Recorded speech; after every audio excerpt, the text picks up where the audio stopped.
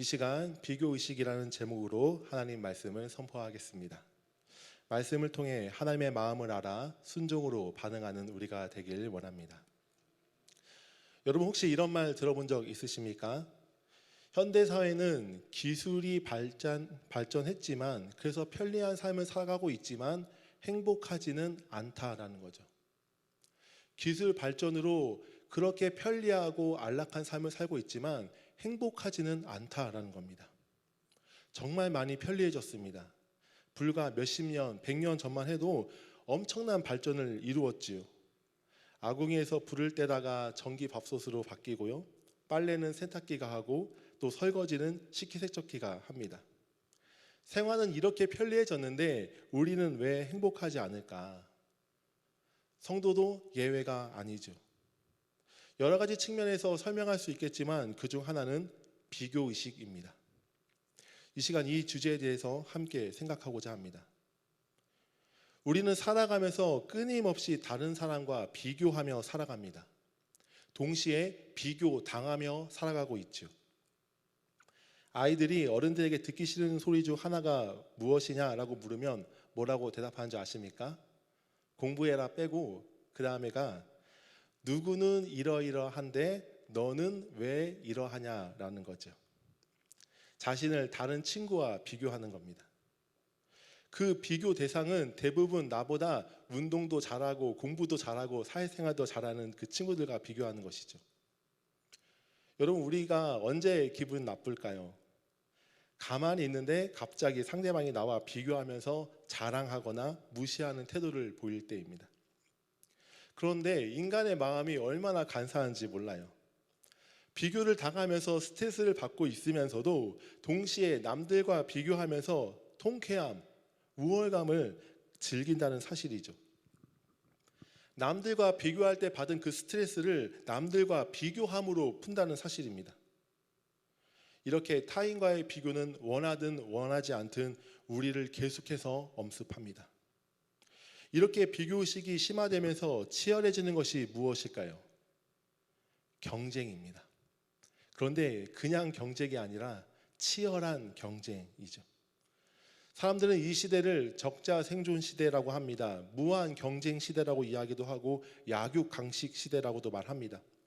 그래서 이 경쟁에서 살아남아야 하고 그러기 위해서는 더 독하게 노력해야 한다고 합리화시킵니다.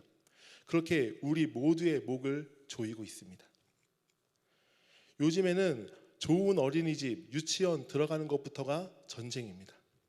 학교 성적, 입시 경쟁, 대학교 학점 경쟁, 장학금 경쟁, 취업 경쟁, 결혼하고 누가 더 잘 사나, 집이 누가 더 크나, 누가 더 돈을 많이 버나, 누가 무슨 차를 타고 다니나 모두가 다 경쟁이고 비교이죠. 또 본인에게서 끝나는 것이 아니라 자녀를 두고 부모끼리 경쟁합니다. 자녀가 어느 대학을 갔는지, 자녀가 어느 직장에서 취업했는지, 나중에는 손주까지 비교하면서 경쟁하죠. 심지어 장래까지 비교하는 것이 이 시대 사람들의 모습입니다. 성도님들 어떠십니까? 숨 막히지 않습니까? 인생의 치열한 경쟁을 달리고 있는 성도님들 정말 지금이 행복하십니까? 치열한 경쟁과 비교의식은 다른 사람들을 죽일 뿐 아니라 자기 자신도 죽입니다. 그래서 궁극적으로 모두를 불행하게 만든다는 사실이죠. 한 가지 극단적인 예를 들면 두 사람이 등산을 하고 있었어요. 그렇게 산에 오르고 있는데 갑자기 곰을 만납니다. 참고로 곰은 100m를 6초에 돌파한다고 해요. 사람보다 더 빠르죠. 그러자 한 사람이 재빨리 등산화를 벗고 가방에 있는 런닝화로 갈아 신습니다. 그 모습을 본 다른 사람이 이렇게 이야기해요. 이봐, 런닝화를 신었다고 해서 곰보다 빠를 순 없어. 그러자 런닝화를 다 신고 다른 사람을 향해 이렇게 말합니다. 너보다 빠르면 돼. 세상 사람들은 약육강식을 미화시키며 함께 생존하는 것이 아니라 처세술에 대해서 가르치고 있습니다. 다른 사람이 어떻게 되든 너만 잘 되고 이 경쟁에서 살아남아 나만 아니면 되라는 것이죠. 이것이 과연 성경적인 가르침일까요? 어느 기관에서 다음과 같은 설문조사를 했습니다. 신체적 매력 점수가 당신은 6이고 다른 사람들은 평균이 4라는 A라는 상황과 신체적 매력 점수가 당신은 8이고 다른 사람들은 평균 10이라는 B라는 상황에서 당신은 무엇을 선택하겠습니까? 라는 질문이었어요. 약 65%가 A를 선택했다고 합니다. 자신은 비록 신체적 매력 점수가 6이지만 다른 사람의 평균인 4보다는 더 높아지는 것에 초점을 둔 것이죠. 그런데 똑같은 질문을 하버드생에게 물어보니 무려 93%가 A를 선택했습니다. 내가 8이고 다른 사람이 10인 것보다 차라리 다른 사람이 4이고 내가 6인 것이 더 낫다라는 거죠. 그만큼 하버드생들은 다른 사람과 경쟁에 대해서 더 예민하게 반응하고 있다는 사실을 보여주고 있습니다. 우리는 다른 사람보다 높고 우월하면 행복할 것 같아요. 하지만 실상 그것을 지키고 유지하는 데 더 많은 스트레스와 불안을 느낍니다. 그리고 그 우월감을 지속적으로 유지할 수 없다는 것도 기억해야 하죠. 따라서 경쟁에서 이긴 극소수도 결국 행복하지 않고 경쟁에 밀린 수많은 사람들도 행복하지 않은 게 현실입니다. 서로가 서로를 찌르고 그리고 끝내 나 자신을 비관하고 자책하여 결국 모두가 죽는 것이죠. 이게 세상의 가르침이고 배우 원수 사탄의 계략입니다. 오늘 본문을 보면 이스라엘 초대왕 사울 때에 블레셋과 전쟁이 일어납니다. 그때 블레셋 장수인 골리앗을 본 이스라엘 백성들은 무서워 아무도 전투에 참가하지 못하죠. 그때 아버지의 심부름을 갖다가 여호와 하나님을 욕하는 것을 들은 다윗은 만군의 여호와 하나님의 이름으로 나아갔고 결국 승리합니다. 그러자 그 소식을 들은 여인들이 춤추며 이렇게 외치지요. 사울이 죽인 자는 천천히요 다윗이 죽인 자는 만만이로다. 사울은 비교당한 것을 몹시 불쾌해했어요. 사울의 입장에서는 전쟁에 승리한 상황에서 갑자기 비교를 당하니 기분이 안 좋을 수 있죠. 이것을 통해 우리는 예상치 못한 상황에 예상치 못한 대상과 언제든지 비교당할 수 있음을 깨닫게 됩니다. 중요한 것은 그 순간 내가 어떻게 반응하냐라는 것이에요. 사울은 이렇게 비교를 당하자 느낀 감정이 8절입니다. 우리 8절 말씀 다시 한번 같이 읽어보겠습니다. 시작. 사울이 그 말에 불쾌하여 심히 노하여 이르되 다윗에게는 만만을 돌리고 내게는 천천만 돌리니 그가 더 얻을 것이 나라 말고 무엇이냐. 이 말에 아주 불쾌했고 그리고 심히 노합니다. 다윗에게는 만만을 돌리고 내게는 천천만 돌리니 그가 내 자리를 빼앗고 내 나라를 세우겠구나, 왕이 되겠구나 생각하죠. 사울은 곧 이스라엘 나라를 다윗이 얻을 것이라고 여기며 화를 내기 시작합니다. 그리고 9절 말씀 다시 한번 읽어보겠습니다. 9절 말씀 시작. 그날 후로 사울이 다윗을 주목하였더라. 다윗이 어떻게 행동하나 관찰하기 시작한 거죠. 그리고 나서 그 분을 풀지 못하자 10절에 뭐라고 나타납니까? 우리 10절 말씀도 같이 읽어보겠습니다. 시작. 그 이튿날 하나님께서 부리시는 악령이 사울에게 힘있게 내림에 그가 집 안에서 정신없이 떠들어대므로 다윗이 평일같이 손으로 수금을 타는데 그때 사울의 손에 창이 있는지라. 이렇게 비교의식은 왕의 자리라는 경쟁의식을 갖게 만듭니다. 나라에 큰 공을 세운 그 다윗에게 상 주고 칭찬하기는커녕 미워하고 결국 죽이려고 한다는 사실이죠. 사랑하는 성도님들, 사람의 마음이 얼마나 악하게 변하는지 단적으로 보여주는 예입니다. 여기서 우리는 사울이 겪은 두 가지 심각한 근원적인 죄를 볼 수가 있어요. 첫 번째는 내가 다윗보다 무조건 높아져야 한다는 겁니다. 내가 다윗보다 사람들에게 더 인정받아야 하고 내가 계속해서 권력을 유지하고 누려야 한다는 것, 바로 교만입니다. 하지만 여러분 생각해 보십시오. 사울이 태어날 때부터 원래부터 왕이었습니까? 그도 다윗처럼 무명의 한 사람에 불과했어요. 사실 다윗은 전투에서라도 승리했지만 사울은 그런 것도 없었죠. 하나님께서 특별히 은혜를 베푸셔서 머리에 기름을 부으시고 왕으로 세워주신 겁니다. 사울은 처음에 무엇이라 고백합니까? 사무엘상 9장 21절 말씀 우리 같이 읽겠습니다. 시작. 나는 이스라엘 지파의 가장 작은 지파 베냐민 사람이 아닙니까? 또 나의 가정은 베냐민 지파 모든 가족 중에 가장 미약하지 아니하나이까. 당신이 어찌하여 내게 이같이 말씀하시니까. 사무엘이 사울을 세워서 기름을 부으려고 할 때 나는 가장 작은 자입니다라고 고백했던 그 자가 사울이었어요. 이랬던 자가 이제 왕이 오르니 자신의 능력과 자신의 업적으로 왕이 된 것처럼 생각합니다. 성도님들, 하나님께서 높이셨으면 하나님께서 낮추실 때도 있다고 우리는 생각해야 합니다. 하지만 사울은 하나님의 주권과 상관없이 내가 왕을 계속해야 한다는 그 교만한 마음이 있었어요. 두 번째 죄는 무엇입니까? 열등감입니다. 이것은 자기가 상대방과 비교해요 뒤떨어진다는 그 의식에서 생겨나는 감정이에요. 사울은 교만한 마음도 있었지만 동시에 열등감도 갖고 있었습니다. 성도님들, 우리의 마음이 그렇지 않습니까? 우리의 마음이 너무나 연약하고 너무 어리석어서 사람들과 비교하면서 너무나 쉽게 교만해지기도 하고요. 그러다가도 금방 열등감에 빠져서 낙심과 우울에 빠진다는 사실이죠. 이렇게 우리의 삶의 환경들이 우리를 교만함으로 또한 열등감으로 몰아넣고 있습니다. 가정, 친척, 이웃, 직장, 학교, 친구들, 심지어 교회에서조차 내가 누구보다 더 나아 하면서 쉽게 우쭐대는 모습들, 또한 누구는 이것도 잘하는데 왜 나는 이것도 하지 못하는 걸까 하면서 나는 자격 없어 하며 낙심하며 열등감에 빠진 모습이죠. 사랑하는 성도님들, 우리는 기억해야 합니다. 교만과 열등감 모두 인간의 죄로 인해 생긴 감정들입니다. 그리고 그것들은 우리 모두를 불행하게 만든다는 사실이에요. 따라서 교만함 또는 열등감을 품고 있는 것은 하나님께서 원하시는 마음이 결코 아닙니다. 하나님께서 우리가 살아가면서 이런 비교의식 가운데 잠식되지 않기를 원하세요.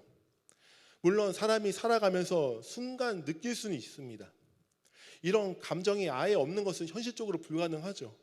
하지만 중요한 것은 이 감정을 내 마음 가운데 계속해서 품어서는 안 된다는 사실입니다. 많은 삶의 환경뿐 아니라 영적으로 봤을 때 누가 우리를 계속해서 공격하나요? 누가 우리를 계속해서 유혹하고 부추기나요? 사탄과 악한 영들입니다. 그들의 전략은 한마디로 무엇입니까? 하나님과 분리해서 생각하게 한다는 거예요. 하나님과 분리해서 나 자신을 생각하게 합니다. 중요해서 한 번 더 말씀드립니다. 하나님과 나 자신을 분리해서 생각하게 만들어요. 분리해서 나 자신을 바라보게 합니다. 내가 상대방과 상대적으로 유능함이 드러날 때, 탁월함이 드러날 때 사탄은 뭐라고 이야기합니까? 하나님의 은혜가 아닌 그거 너가 잘나서 그런 거야. 너가 탁월해서 그런 거야 라고 이야기하면서 계속해서 하나님과 분리하게 생각하면서 계속해서 교만한 마음을 부추긴다는 사실이죠. 또한 상대방과 나의 부족한 것과 연약함이 드러날 때 사탄은 뭐라고 이야기합니까? 너가 못나서 그런 거야. 너가 너무나 그렇게 무능력해 라고 계속해서 말한다는 거죠. 너는 무가치하다, 심지어 너는 살 자격이 없다, 너는 죽어야 된다라고 하면서 하나님과 분리하게 생각하게 합니다. 그래서 절망과 낙심, 깊은 우울과 심지어 자살까지 몰아넣는다는 사실이죠. 그렇다면 사랑하는 성도님들, 우리는 어떻게 이 비교의식에서 자유로울 수 있을까요? 그것은 하나님 관점으로 나 자신을 바라보는 겁니다. 내 시야로 나 자신을 바라보는 것이 아니라 하나님의 관점으로 나 자신을 바라보는 것이에요. 이 시간 같이 따라해 볼까요? 하나님의 관점으로 나를 보자. 하나님의 관점으로 나를 보는 것 너무나 중요합니다. 사탄은 하나님과 분리해서 우리 스스로를 생각하고 평가하게 만듭니다. 하지만 성경은 하나님의 관점으로 자신을 보라라고 말씀하고 있어요. 단적인 예가 우리가 너무나 잘 아는 12정탐꾼 이야기 아닙니까?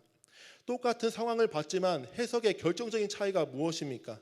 하나님과의 관계 안에서 보느냐 그렇지 않느냐라는 차이예요. 하나님과 분리해서 보고한 자들은 우리가 메뚜기와 같이 같다라고 이야기합니다. 하지만 하나님과의 관계 안에서 볼 때는 그들이 우리의 밥이다라고 이야기를 하죠. 하나님께서 그 땅을 우리에게 주셨다라고 말씀합니다. 하나님과 나와의 언약 관계를 신뢰하면서 고백한다는 것이죠. 성도님들, 우리 자신만 볼 때는 너무나 다 연약하고 부족합니다. 모든 것을 다 탁월하게 잘하는 사람이 어디 있겠습니까? 성품적으로나 능력적으로나 다 연약하고 부족한 자들이죠. 나 무능력한 거 맞습니다. 하지만 누가 우리를 지으셨나요? 누가 우리를 구원하셨습니까? 지금도 누가 우리와 함께 하십니까? 지금도 누가 우리를 붙잡고 계십니까? 네, 하나님입니다. 하나님이 때를 따라 나에게 필요한 능력과 지혜를 주시고 나를 선한 길로 인도하신다라는 그 믿음이 우리에게 필요합니다. 정말 잊지 말아야 할 것은 하나님께서 우리 한 사람 한 사람을 개별적으로 그리고 존재적으로 너무나 사랑한다는 사실이에요. 아기가 태어날 때 태어난 그 존재 자체만으로 부모는 너무나 기뻐하고 너무나 사랑합니다. 혹시 태어나서 아기가 큰 절을 올린다든지 아니면 어머님 감사합니다라고 뭐 인사를 한다든지 그렇지 않잖아요. 그냥 존재 자체가 사랑스러운 거죠. 하나님도 우리가 하나님을 위해 무엇을 하기 이전에 이미 존재 자체로 우리를 너무나 사랑한다는 사실입니다. 우리의 존재는 타인과 비교로 우리의 존재의 가치가 결정되지 않습니다. 우리의 존재는 하나님 안에서 결정됩니다. 믿으십니까? 따라서 세상의 가르침에 속아서는 안 된다는 사실이죠. 하나님은 우리가 서로를 비교하기를 원치 않으세요. 한 명 한 명은 존재 자체를 너무나 사랑하십니다. 그리고 우리 한 사람 한 사람을 향한 개별적인 그 선한 그 계획이 인도하심이 있다는 사실이에요. 따라서 우리가 인생을 살아갈 때 누구는 어떻고 다른 사람의 시선과 평가에 집착하는 것, 거기에 자신의 존재 자체를 맡기지 말기 바랍니다. 본문의 사울은 다윗이라는 사람을 주목하죠. 사람을 주목할 때 사울은 미움이 더욱더 커져가고 죽이려고 했으며 끝내 비참하게 생을 마감합니다. 그런데 기억할 것은 사울은 다윗을 주목했지만 하나님을 전혀 주목하지 않았다는 사실이에요. 이것은 사무엘상 15장에서도 자세히 살펴볼 수 있는데 하나님께서 사무엘에게 말씀하십니다. 사울 왕에게 아말렉을 쳐서 그 어떤 것도 남기지 말고 다 진멸하라라고 말씀하세요. 사울은 그 말씀을 듣고 아말렉과의 전쟁에서 승리합니다. 하지만 아각 왕과 양과 소와 가장 좋은 것들, 모든 좋은 것들 남기고 가치 없는 것들만 진멸하죠. 사무엘이 와서 하나님의 말씀에 순종하지 않은 것을 책망할 때 하나님께 제사를 드리려고 했다고 변명합니다. 그때 사무엘이 뭐라 말합니까? 순종이 제사보다 낫다라고 이야기를 하죠. 당신이 하나님의 말씀을 버렸으므로 하나님께서 당신을 버릴 것이라고 말씀합니다. 그제서야 사울이 자신의 죄를 고백하죠. 뭐라고 말합니까? 내가 여호와의 명령과 당신의 말씀을 어긴 것은 내가 백성을 두려워하여 그 말을 청종하였다라고 고백합니다. 내가 백성을 두려워하여 그 말을 청종하였다. 사무엘이 책망할 때 처음에는 제사를 드린다고 변명했지만 실상 사울은 하나님을 주목하지 않고 하나님을 두려워하지 않고 전쟁에 참여한 사람들, 군사들, 즉 민심을 더 주목했습니다. 그들을 더 두려워했다는 사실이죠.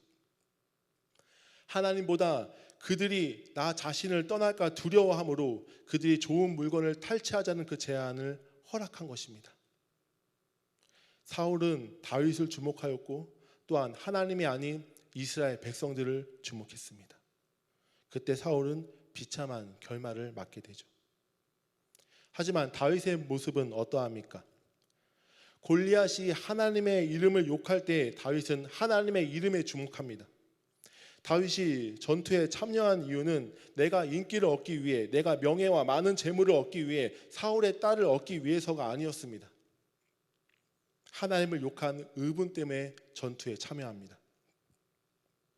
사랑하는 성도님들, 나는 살아가면서 누구를 주목하며 살아가고 있습니까?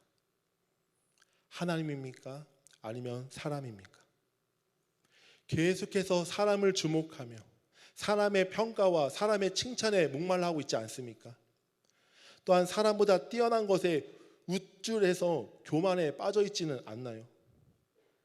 그 뿌리 깊은 비교 의식에서 나오시기 바랍니다.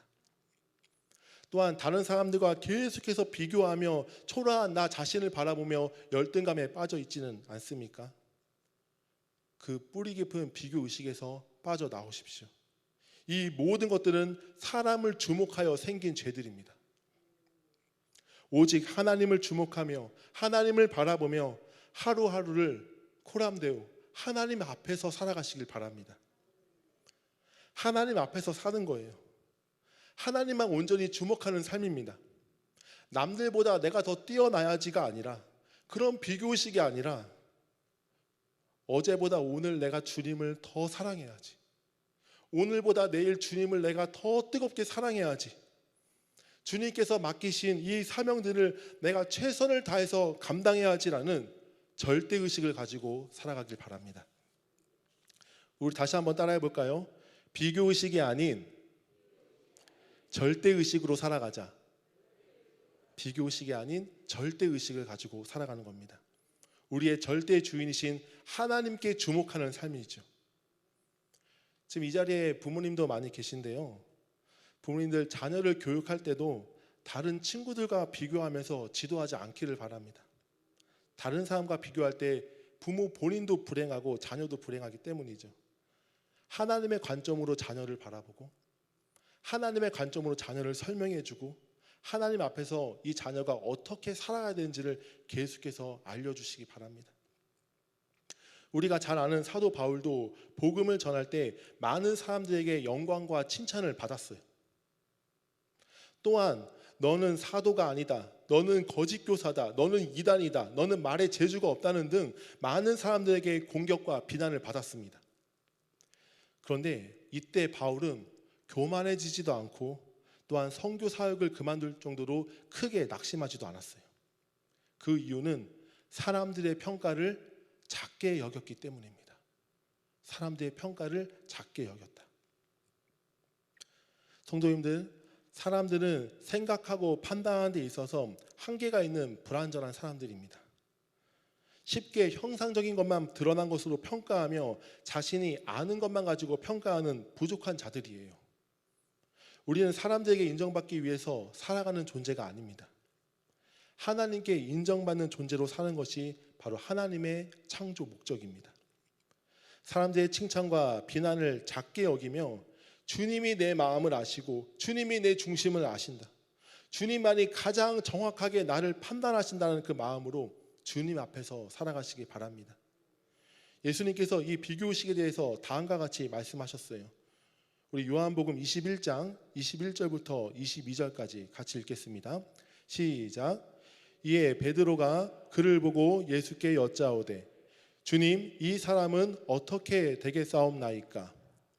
예수께서 이르시되 내가 올 때까지 그를 머물게 하고자 할지라도 내게 무슨 상관이냐? 너는 나를 따르라. 아멘. 베드로에게 예수님이 찾아오셔서 너가 나를 사랑하느냐라고 물으십니다. 그리고 내 양을 치라라고 사명을 주셨어요. 그리고 마지막에 베드로가 어떠한 죽음으로 하나님께 영광을 돌릴지를 말씀하시고 나를 따라오라고 말씀하십니다. 그때 베드로가 요한도 따라오는 것을 보고 궁금해했어요. 그래서 예수님, 요한은 어떻게 됩니까? 라고 묻죠. 그때 예수님께서는 그것이 너에게 무슨 상관이냐? 너는 나를 따르라 라고 말씀하세요. 예수님은 우리가 다른 사람과 비교하기를 원치 않으십니다. 나를 온전히 바라보고 나에게 주목하기를 원하십니다. 살아가면서 우리는 자연스럽게 다른 사람과 비교하는 그 순간이 옵니다. 그때도 하나님과 분리해서 나 자신을 바라보는 것이 아닌 하나님 관점으로 계속해서 나 자신을 바라보길 원합니다. 그렇다면 우리가 어떻게 절대의식, 하나님 관점으로 나 자신을 바라볼 수 있을까요? 그것은 하나님 말씀입니다. 말씀을 통해 나 자신의 위치, 포지션을 정확히 아는 거예요. 하나님 말씀을 통해 하나님이 어떠한 분이신지, 내가 어떠한 존재인지를 날마다 고백하는 것이죠. 사탄은 계속해서 우리를 하나님과 같이 되어라 라고 말하지만 그 가운데 피조물인 자신의 위치를 계속해서 지키는 것입니다. 또한 계속해서 우리를 형편없는 자로, 무가치한 자로 자책하게 할 때 영광스러운 하나님의 자녀로서의 위치를 지키는 것이죠. 따라서 말씀을 가까이 하는 것, 특히 묵상을 통해 하나님의 마음을 깊이 아는 것이 너무 중요합니다. 성경을 통독하는 것도 너무나 중요하고 다독하고 암송하는 것도 다 중요합니다. 통독은 성경을 전체적으로 알게 해줘서 도움을 많이 줍니다. 하지만 묵상하지 않으면 하나님의 마음을 깊이 알 수가 없어요. 따라서 예배 후 묵상학교 강의를 꼭 들으시고 이것은 한 번의 패스의 개념이 아니라 묵상하는 것을 습관화하시기 바랍니다. 그러면 하나님의 마음을 더 깊이 알아가고 하나님 앞에서 날마다 살아갈 수 있습니다. 그렇게 말씀을 가까이 함으로 교만이 아닌 이런 고백이 있기 원합니다. 하나님, 모든 것이 하나님의 은혜입니다. 저는 아무것도 아닙니다. 하나님이 하셨습니다. 이 고백이 있어야 돼요. 또한 비교함으로 열등감이 아닌 자존감을 갖고 살아가길 바랍니다. 나 연약하고 부족한 거 맞고 그런 거 투성이지만 나는 하나님의 사람이다. 전능하시고 영광스러운 하나님이 나와 함께 하시고 나를 지금 이 자리에 세우셨다는 그 마음을 가지고 하루하루 하나님 앞에서 살아가길 바랍니다. 우리는 비교의식이 가득한 이 시대 가운데 살고 있지만 그 가치와 논리로 살아가는 자가 아닙니다. 남들보다 뛰어나야지가 아니라 그것이 우리의 정말 삶의 동기부여가 되지 않기를 바랍니다. 신앙생활에서도 마찬가지예요. 남들보다 비교하면서 뛰어나야지가 우리의 동기부여가 되지 않기를 원합니다. 우리의 신앙생활이 바리새인과 같이 계속 다른 사람과 비교하면서 교만함과 우월감에 빠져 있지 않은지 계속해서 점검해야 합니다. 우리는 말씀을 통해 주님과의 개인적인 관계, 절대의식을 계속 가져야 합니다. 우리의 원동력은 다른 사람과의 비교가 아닙니다. 바로 주님을 사랑하는 마음이 우리 신앙생활의 원동력입니다. 그래서 주님께서 맡기신 일들을 주님 앞에서 최선을 다해 감당하길 바랍니다. 그래서 기도할 때 이런 기도가 있었으면 좋겠어요. 나를 사랑하시는 하나님이 얼마나 위대하시고 그 사랑이 얼마나 큰지 날마다 깨닫게 해주십시오 라는 그 기도입니다. 그래서 비교의식의 열매인 교만과 열등감을 계속해서 잘라 나가길 바랍니다. 하나님 앞에서 절대의식으로 겸손함과 자존감으로 살아가길 바랍니다. 사랑하는 성도님들, 이제는 사울처럼 사람을 주목하는 것이 아니라 골리 앞에서 다윗처럼 하나님을 주목하는 삶을 살길 바랍니다. 그래서 주님 안에서 건강한 신앙생활, 행복한 신앙생활을 하기를 주님의 이름으로 축복합니다.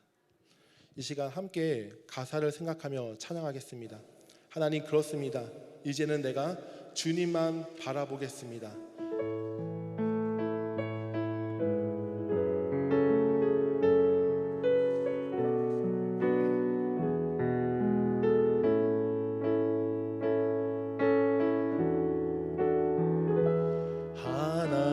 하나님의 사랑을 사모하는 자, 하나님의 평안을 바라보는 자, 너의 모든 것 창조하신 우리 주님이 너를 얼마나 사랑하시는지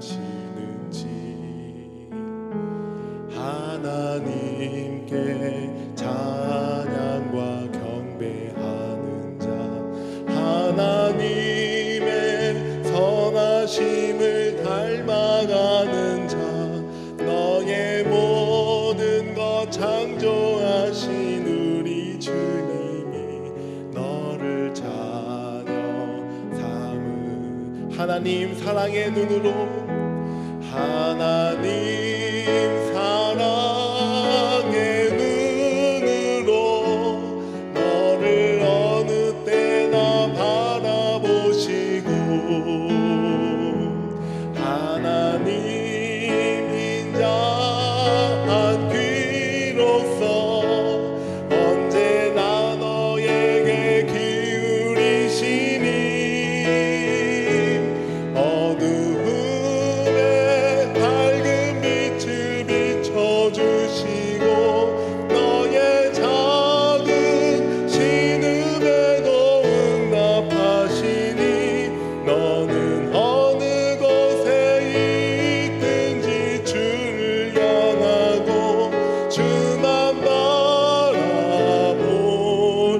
하나님 사랑의 눈으로, 하나님 사랑의 눈으로 너를 어느 때나 바라보시고, 하나님 인자한 귀로서 언제나 너에게 기울이시니, 어두움에 밝은 빛을 비춰주시고 너의 작은 신음에도 응답하시니, 너는 어느 곳에 있든지 주를 향하고 주만 바라볼지라. 사랑하는 성도님들, 이 시간 함께 기도하기 원합니다. 하나님, 이제 더 이상 내 자신을 얽어매는 이 모든 비교의식에서 자유하길 원합니다. 지금까지 사람을 주목하고 사람에게 인정받으려고 했던 그 모든 우리들의 모습을 용서하여 주시옵소서. 또한 다른 사람을 함부로 비교하며 교만하며 또한 상처 줬던 그 모든 것들을 주여 용서하여 주시고, 이제는 철저히 하나님 앞에서 살아가길 원합니다. 하나님의 평가에 집중하길 원합니다. 이제는 절대의식을 갖고 살아가게 해달라고 이 시간 간절하게 기도하겠습니다. 아버지여,